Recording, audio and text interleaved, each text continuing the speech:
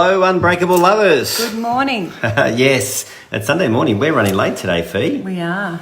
Yes, been a busy week. But guys, today we're going to be talking about the 4 relationships no-nos. If you could make sure that you don't do this in your relationship, things would be a lot better for you. For let's face it, we all go through conflict. You know, there's tension in our relationships, and when you if you get caught up in these 4 areas, according to John Gottman, what's his wife's name?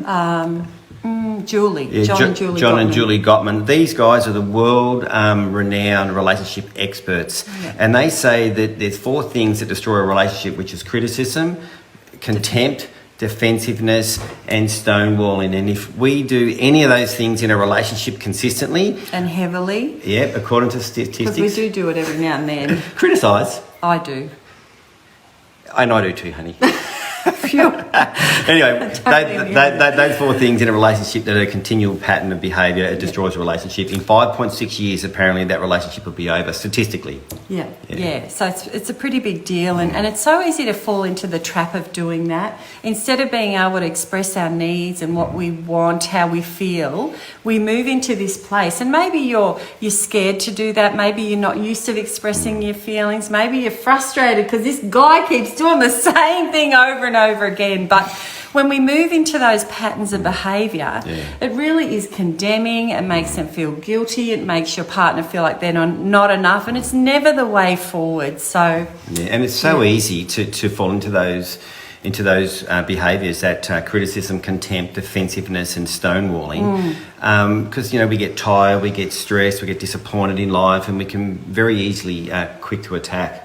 So true. Yeah. So when you look at those 4, I just wanted to briefly explain those 4 so it's really quite clear.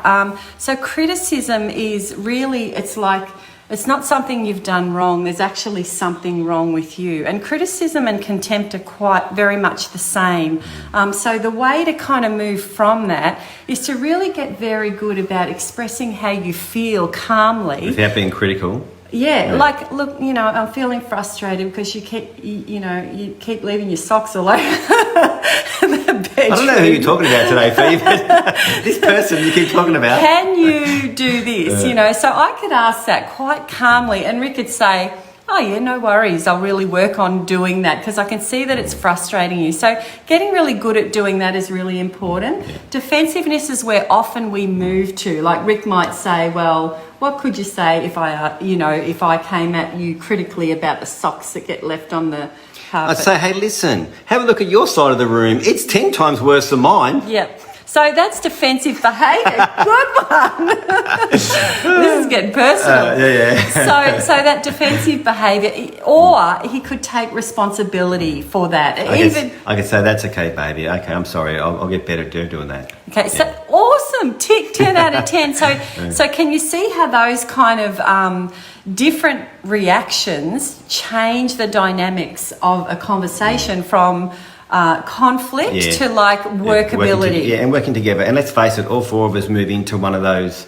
Sorry, all 4 of us. All of us move into one of those 4 categories all the time. And there's one more. Oh, yes. A stonewalling. So stonewalling is when let's say Rick got really angry, and often what happens is there's usually one that's the pursuer. Well, maybe I can give a practical example. Okay. It's okay. You good? Mm-hmm. I love your practical examples. So when we first got together as young people, I was very hurt, and I was very insecure, and I had a lot of rejection on my life. And so when Fee would talk to me about something, I would get very defensive.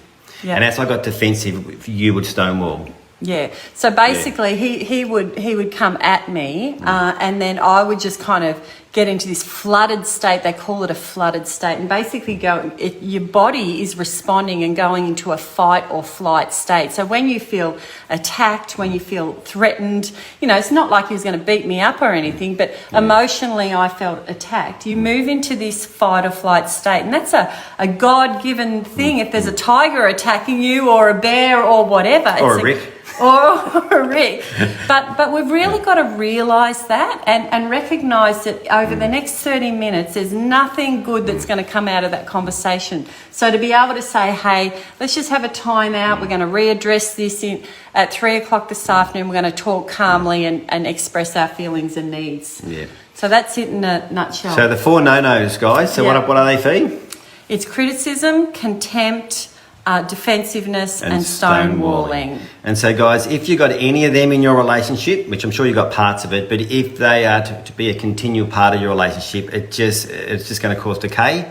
And statistics show that after 5.5 years of that kind of consistent behaviour, your relationship's over. So, guys, we've had a stack of really good things in our Facebook group this week of tips and bits on really how to overcome this. And we just want to encourage you guys to have a look at it, get honest, have that conversation and say, hey, listen, these are some areas we can really grow in this area. Yeah, so important. Good on you guys. Have a great day, guys. All right. Bye.